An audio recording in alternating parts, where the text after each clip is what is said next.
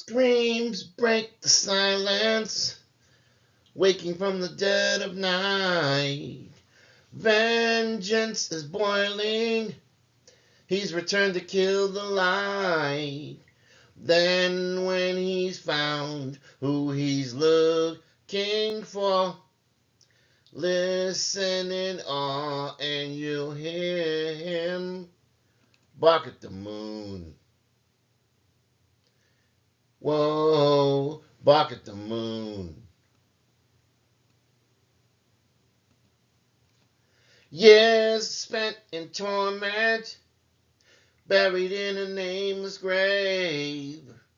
Now he has risen, miracles would have to save those that the beast is looking for. Listen in awe and you'll hear him bark at the moon.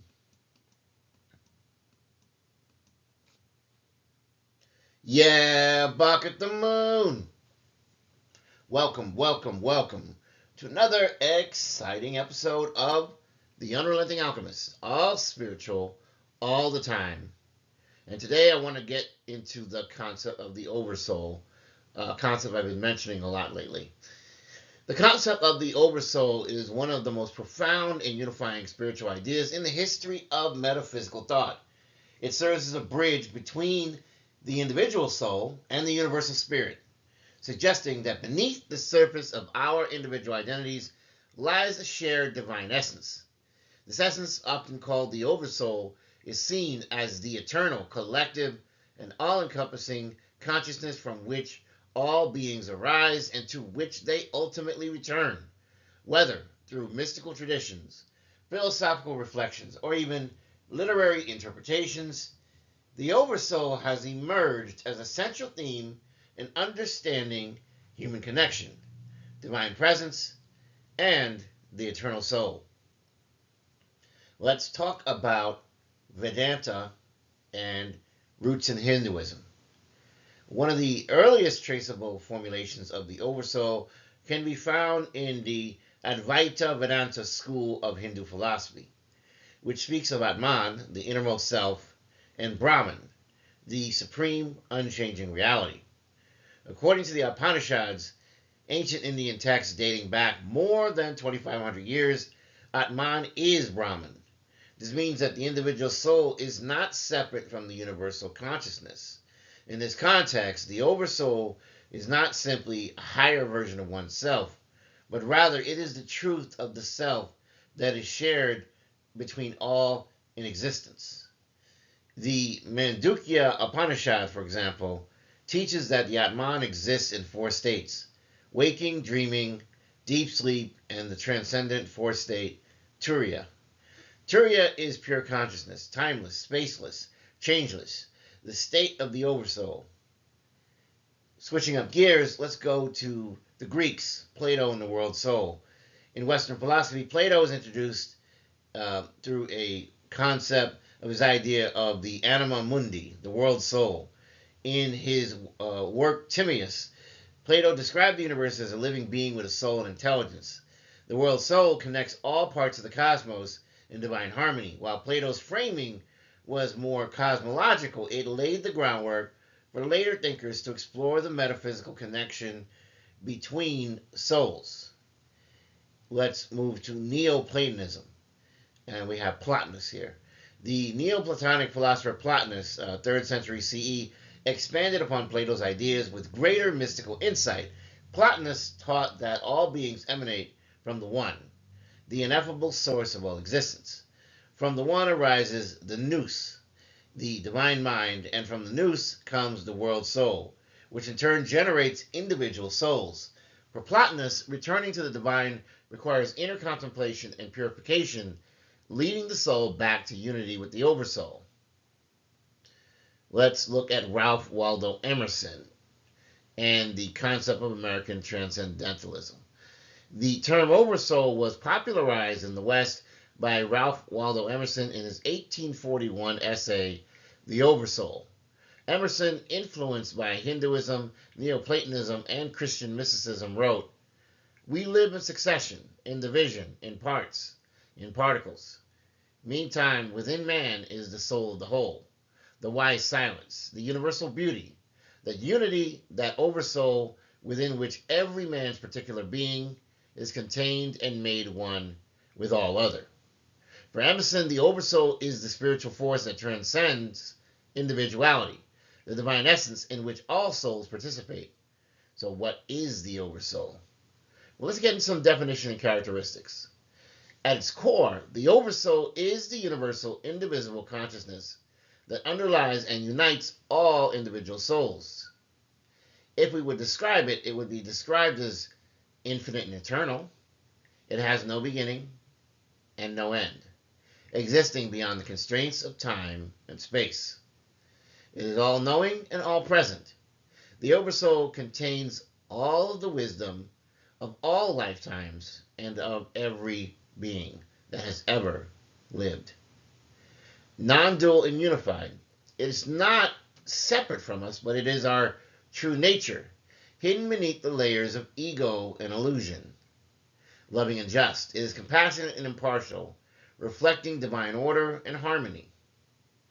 Let's look at its metaphorical understandings. Many metaphors have been used to describe the Oversoul. For example, oceans and ocean drops. Just as each drop of water is part of the ocean, each soul is a fragment of the Oversoul. Sun and rays. The Oversoul is the sun, and individual souls are rays that emanate from it. Trees and leaves. The Oversoul is the trunk and the roots, and we are the branches and the leaves expressing its life force. Let's look at the Oversoul in some other spiritual traditions. First, we have Christian mysticism. Mystics such as Meister Eckhart, Julian of Norwich, and St. John of the Cross wrote about the divine spark within the soul, often described as the imago Dei, or image of God. This inner presence, a fragment of the divine nature, resonates with the idea of the Oversoul, a divine light that exists within each person and connects us all.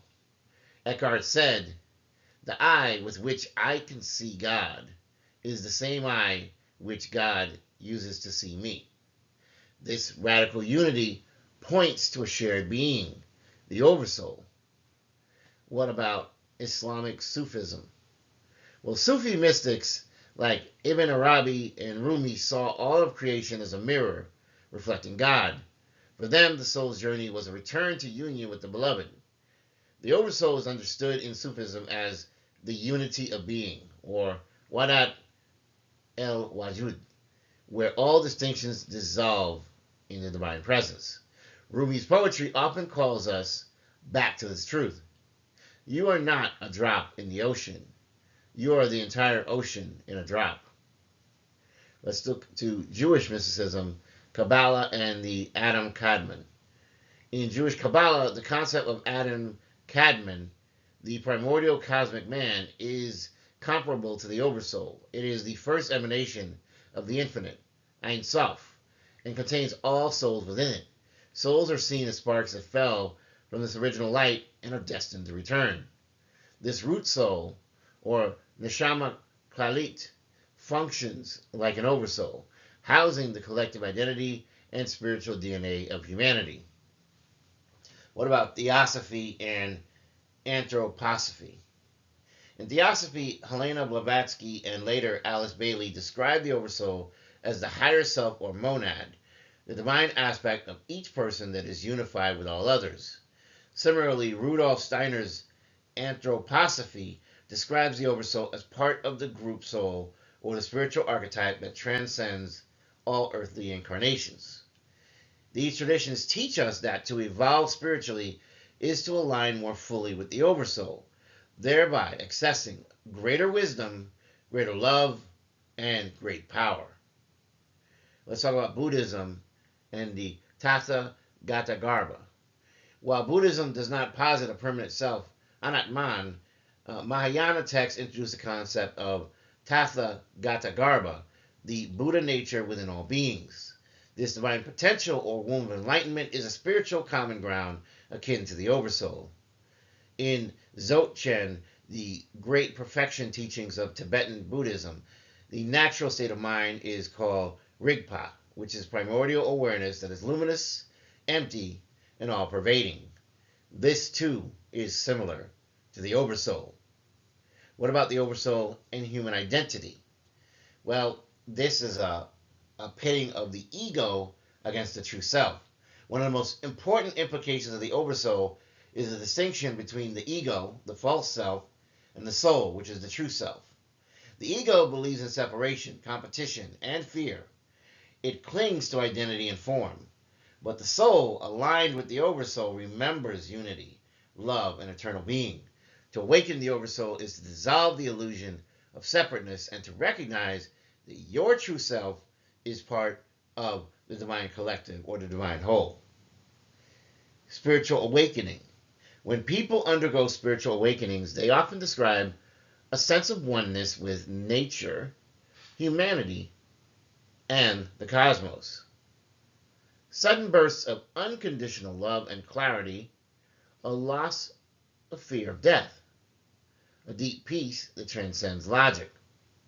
These experiences are glimpses into the Oversoul, where individual boundaries blur and the divine becomes known most directly. So why does the Oversoul matter?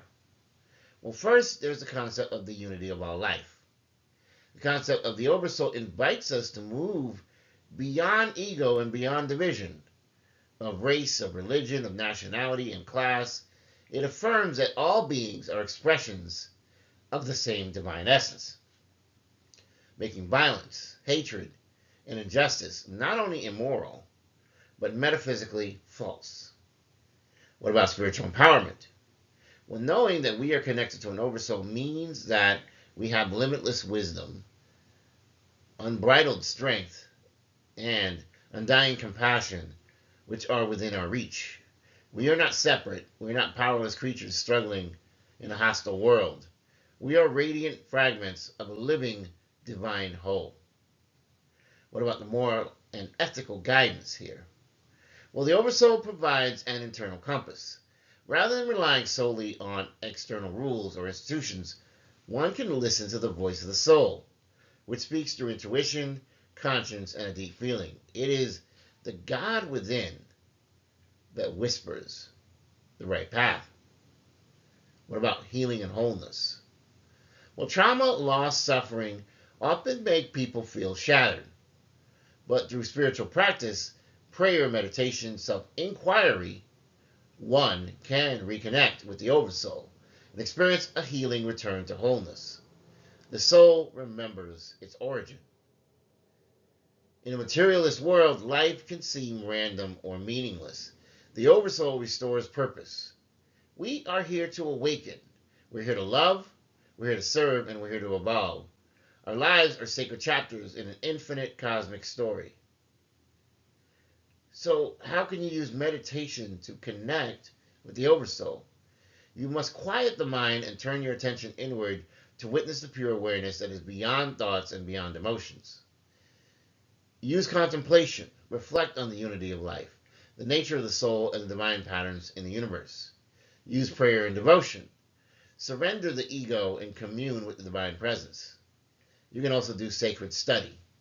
Read texts that inspire and expand your consciousness. The Upanishads, the mystic poetry, the sacred scriptures. Service and compassion. Act with love towards others, knowing they are expressions of the same Oversoul. In conclusion, the Oversoul is humanity's one true forgotten truth. The Oversoul is not a metaphor, and it's not a poetic fancy, but rather a living reality, an eternal truth whispered across continents, across scriptures, and mystical experiences. It reveals that we are not many, but one, not broken, but whole, not wandering aimlessly, but returning home. Emerson called the Oversoul the soul of the whole, while the ancients called it Brahman, the one, Spiritus Mundi. Whatever the name, whatever the reality, it is all the same. Beneath the surface of difference is a single light, indivisible and immortal, burning in every being, to live in harmony with the Oversoul is the great spiritual task of our time. It is the antidote to alienation, the compass of the soul, and the gateway to love that never ends. Also, if you haven't checked out my new book, The Sophian Way, a Spiritual Guide, is out, and you can check it out on Amazon. The link is in the comments. I would appreciate your support. Thank you for joining me in the Sacred Hour. This has been another exciting episode of The Unrelenting Alchemist. Until next time, my friends, walk wisely, walk bravely, and when the dark calls, answer not with fear, but with fire and light.